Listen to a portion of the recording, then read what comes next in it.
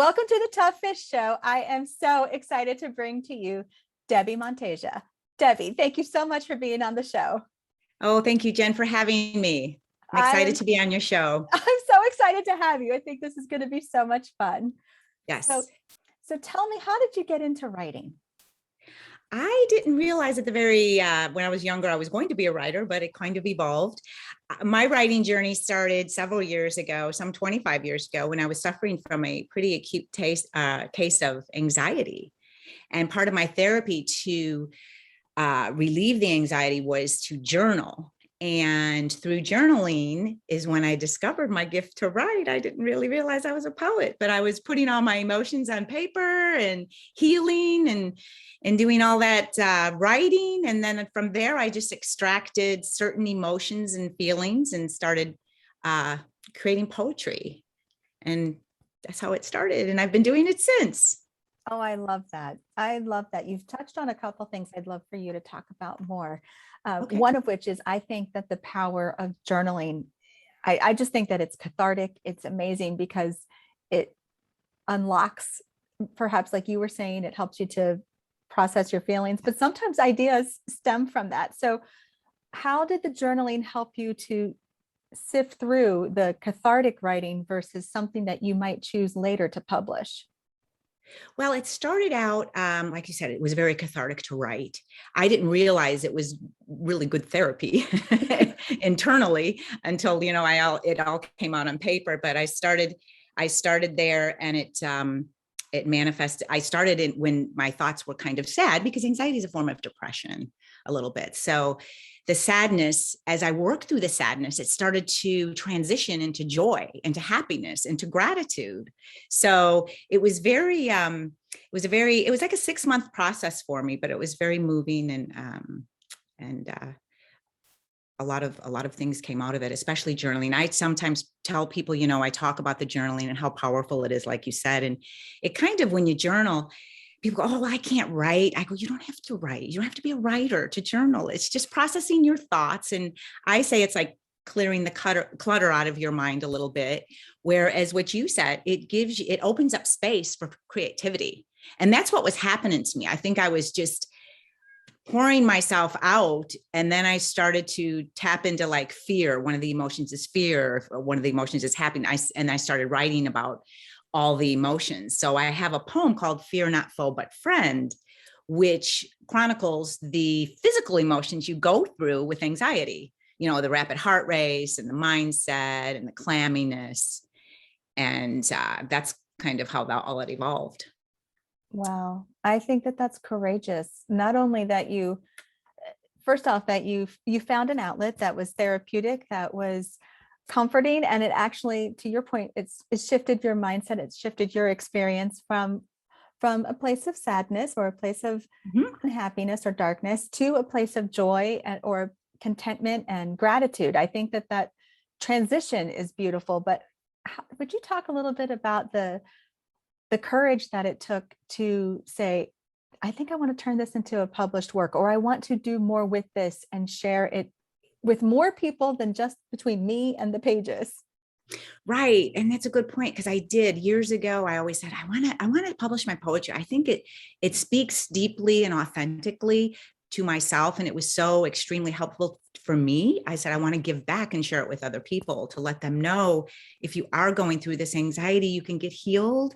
It was acute. It wasn't chronic. So, it's gone. My anxiety totally is as intense as it was. I mean, I was to the point where I wouldn't even go out. I just couldn't even handle life hardly. It was just so debilitating. And I didn't think I would ever get through it. And I did. And that's one of the reasons I wanted to share my story, because my anxiety was due to a lot of suppressed emotions that I didn't even know I was suppressing. When I went in, it was like, well, you need to speak your voice more. You need to be more truthful with yourself and get through your emotions. I'm like, what are you talking about? Because you don't know. Anxiety is that funny. It's kind of a funny thing where it's a fear upon a fear. So you really don't know where the fear is coming from. And that's why writing was so beneficial in helping me release that fear, and then it transitioned into other areas. And that's what I wanted to share with people, is with my book, because it's a fun book to read.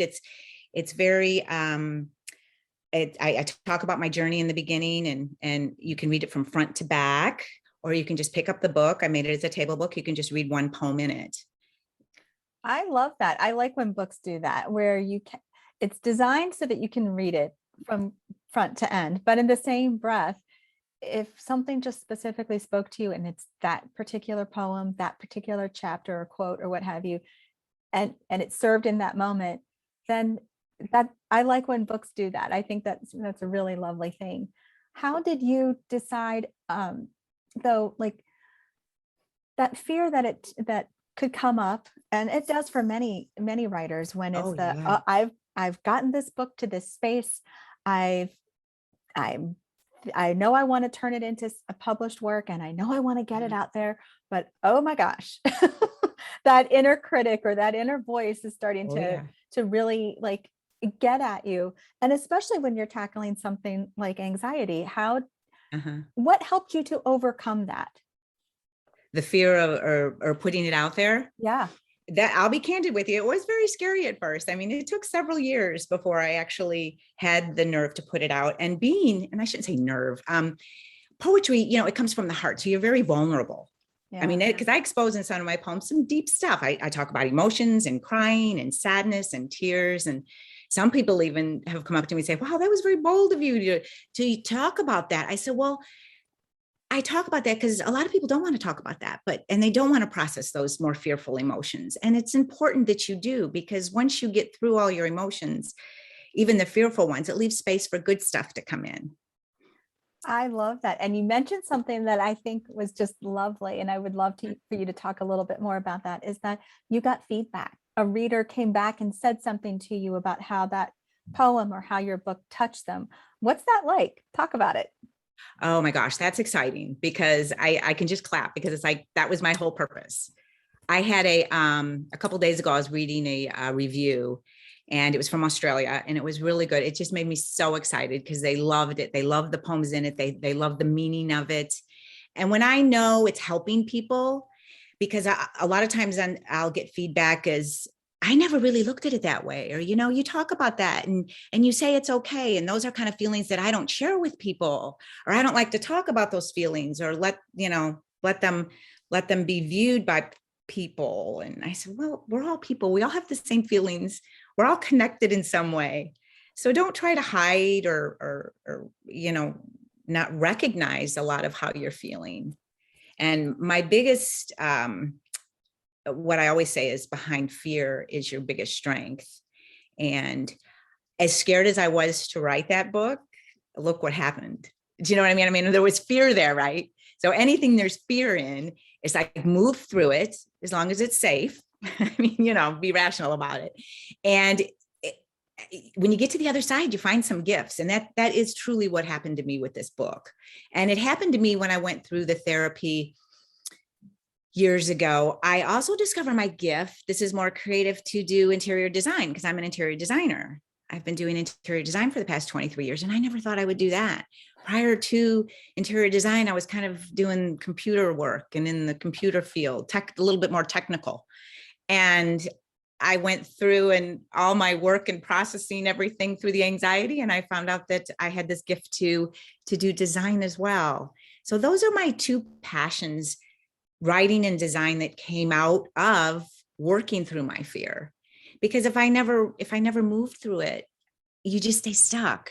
And I think a lot of people do stay stuck, and they say, well, what do you mean move through your fear? I said, well, jot down maybe what you're afraid of. And, if it's public speaking, or if it's whatever it may be, if you have an idea, just start jotting things down and dive into it. And you'll be amazed at what you can come up with, what's inside you.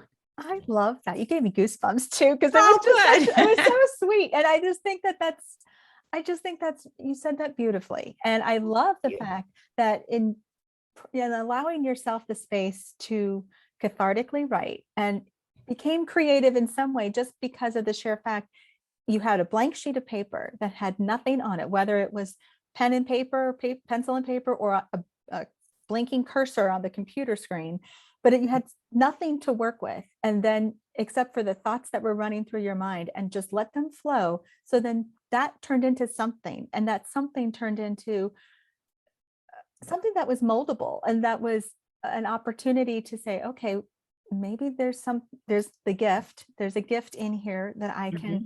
not Mhm. just give myself, but give to others. But I also hear that same thought process going on with interior design. You can look at an empty room, white walls, nothing in it, Yep. basically a blank sheet, a blank canvas, just like a blank sheet of paper, and then figure out what's going to make this room speak its voice, what's going to make this room feel welcoming or feel whatever that person wants it to feel like. You help Mhm. to make that transition for them, just like your book is helping them too. I think that's so cool. Yeah. And I have one of my favorite sayings. It's a quote. And I think Picasso said it, and I found it in a prayer. And it's the very last page of my book. I said, the purpose in life is discovering your gift, and the meaning in life is in giving it away. And that's where I'm at right now. I found my gifts. I found my gift with design, which I love, helping people with that, and my gift to write. And I enjoy helping people with that. And I firmly believe we're all born in here to be for a reason, right? We're all here. We all have gifts, and people go, well, I don't have any gifts. I don't know what my talents are. I said, well, that's where the work comes in. You have to spend some time with yourself. And that's why I say I'll mention what I said earlier. If you need a place to start with what you're kind of fearful about. Dive into that. And I'll tell a little story about my design work. When I got into design, my kids were little, and I just wanted to work in the showroom, in the studio. And it evolved into a full-blown going out to the home and actually designing the rooms, because I was exposed to that for so long and helping people inside the studio. They said, oh, come on out, come out to the house. And believe me, there was a lot of fear there. And I'll never forget my very first design appointment. And I still know the name of the woman, and I know my budget. I know the room I did. I know exactly what I put in it. I didn't sleep all night. I Oh, was so scared. And that's what I mean about dive into that fear. And look, the rest is history. I mean, had I not, my point is, went to that appointment and just shut down and not processed any of that, I wouldn't have done design in the last 23 years. So that's kind of where I say you really have to, go inside, because we all have it. It's there somewhere. I don't know. And journaling again, journal about stuff, get a lot of the fog out, and then watch what creativity evolves to. yeah, I love that. And I'm a big believer in that too, that each of us have a special gift, that Mhm. it's your personality, talents and gifts and skills and experience. That's what makes you you. There might be someone else with something similar, but they're not you. And you have a story, you have a message, you have gifts that you should be sharing, and to confidently go out there and share them, because that's why they were given to you, because the world's a better place when you do that. I just think That's I love that you say that so much. Yeah. Well, no, you're absolutely right. I mean, that is just so true. And we can all the world is a better place when we're all connected. I talk about connectivity in the book too, how we're all connected through one river of love. And it doesn't have to be hard. It's simple, and we all have something to contribute. We really do. So would you talk a bit about the publishing process? Like, how did you go about uh, deciding which poems that you wrote, Mhm. which ones to actually were the ones to include, or which ones did you say, I like them, but not for this book, not yet, or not at this time? How did you go through the process of Good figuring out who to include and who not to include yet? Good point, because I had to really sit down and plan it out, like you said. So my book's divided into categories, like 4 categories.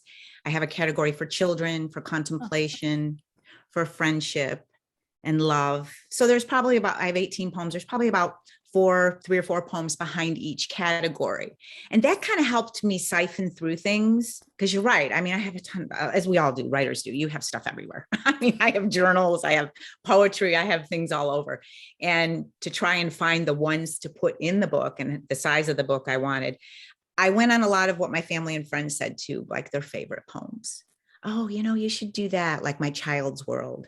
I call that a child's creed. That should be on a poster in every child's room, because it's just it's one of my favorite poems. It's just a beautiful poem. So that's how I broke the process down and had to siphon through like I said earlier, through which ones I wanted to put in the book. Um, and then preceding each poem, I have a little bit of the inspiration, because people were asking me too, oh, this is such a great poem. What made you write this? Like I have a poem on the weeping willow tree. What made you write this? Well, contemplation, nature, walking around, inspiration comes from anywhere. I can get inspired in the grocery store. I don't know, something will hit me. Maybe it's something I saw on a cereal box, who knows? But there were times when I was younger and I had the kids, I would just go down the aisle and go, oh, I'm going to jot this thought down. And then you expand on it from there. It's just kind of, and I go into this living in the moment too. And I'm a huge candidate of this, we're either in the past or in the future, and we never just stay present. There's so many little miracles that take place in front of us every day. And those are where I'm talking about, where those bits of inspiration come from. So sometimes I really need to tug myself back and say, quit worrying about this, quit focusing on that. Why don't you just enjoy today and watch what little miracles pop up? And that's how some of the poems were inspired as well.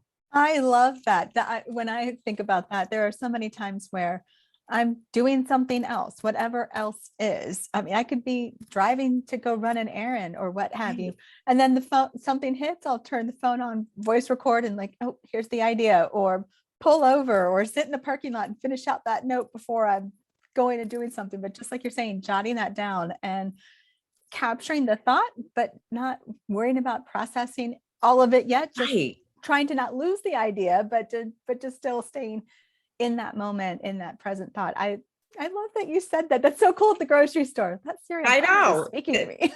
I know. Well, I'm just saying, it's as simple as that. It's not hard. They're fleeting moments though. Just like you said, very good point, because as quick as they come, they're going to go. Mm-hmm. And there's so many times I said, oh, what was that thought? Or, oh, shoot, why didn't I write? And the older I'm getting, the worse I'm getting with remembering things. So I really try to, thank God for our phones now. We have our notes in our phones. Yeah, very true. Very true. I can, if I don't have a pen and paper, I can always go to the phone, or like you said, record.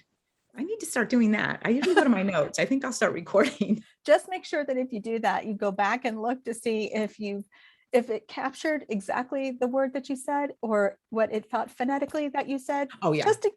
I've had it happen. Like, I did not say that. What is that word now? So. Right. Because it will change it. So I would love for you to talk a little bit about the publishing process. Once you said, these are the poems I want to do, how did you turn it into a physical book? Well, I didn't go, publishing has changed so much in the past several years. You have your hybrid out now, your hybrid companies, which is kind of what I went through. And there's different levels in there. And then there's self-publishing you can do through Amazon. So they're all kind of connected in some form or fashion. So what I had done, my husband helped me with it a little bit, is we just took some publishing companies, major ones out there, and researched them.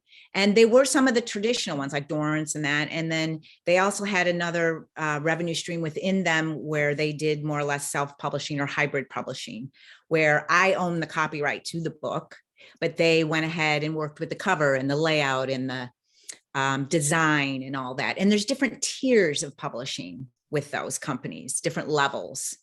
And so you just have to determine which level you're at and which, will work for you financially and with your book. So my book, though, my cover, I love my cover, I must say. I had to outsource it because I designed the whole cover.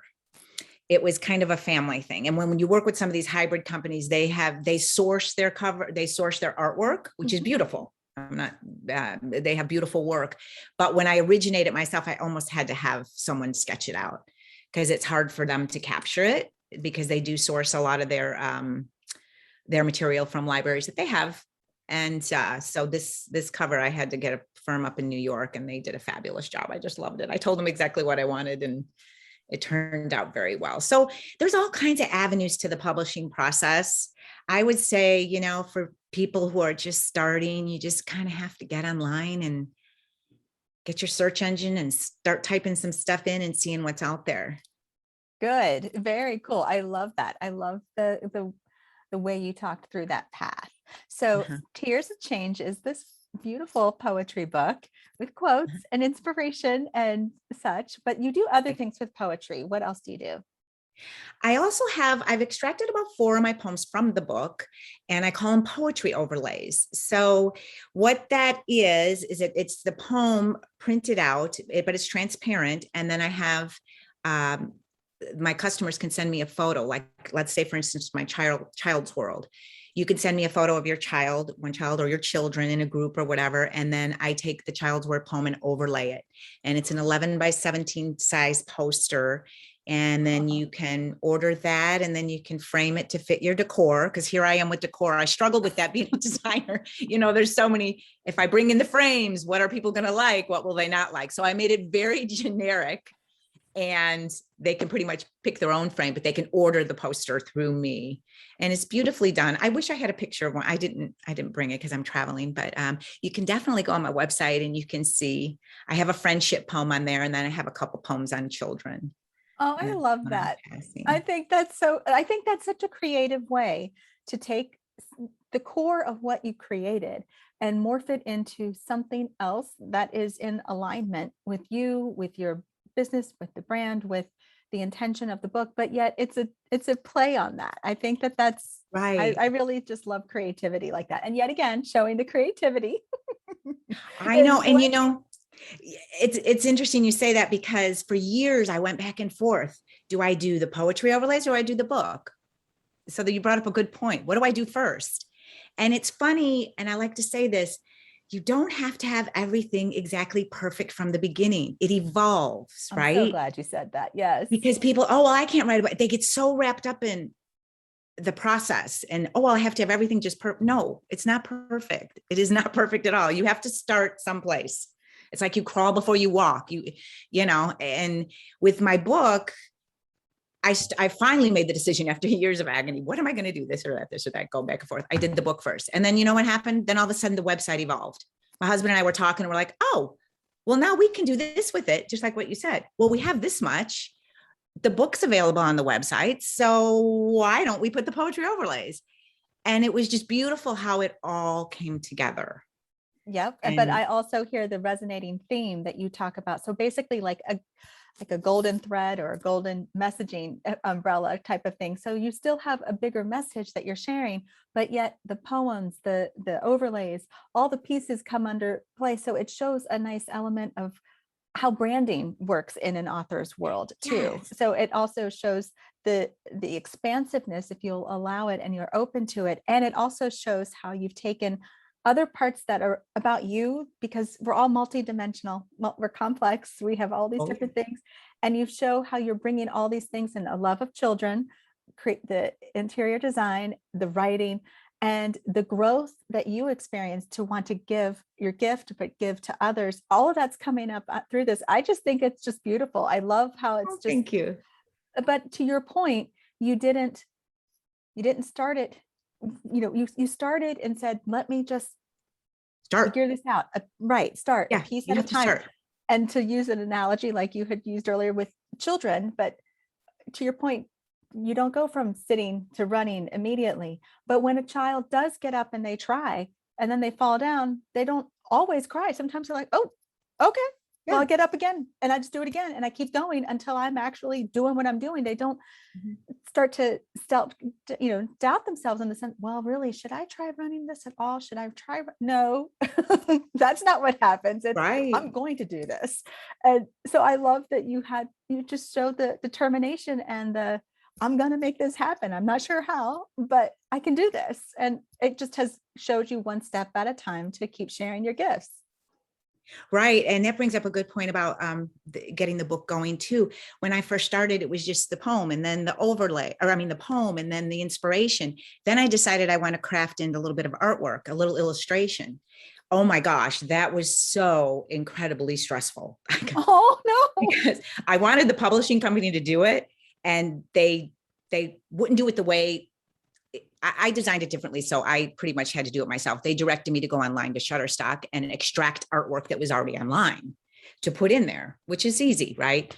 Well, not easy when you go online and you find a million pictures and you say, oh my gosh, it was so overwhelming. I said, what am I going to do? What theme, or how do I how do I do all this? And I love my illustrations in my book. They're short little sketches and for each poem, and it kind of gives you a visual of each poem.